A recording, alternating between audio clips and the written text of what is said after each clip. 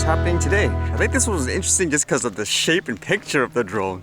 This one says, Kyoto startup creates drone that can fly on autopilot in areas with no GPS reception.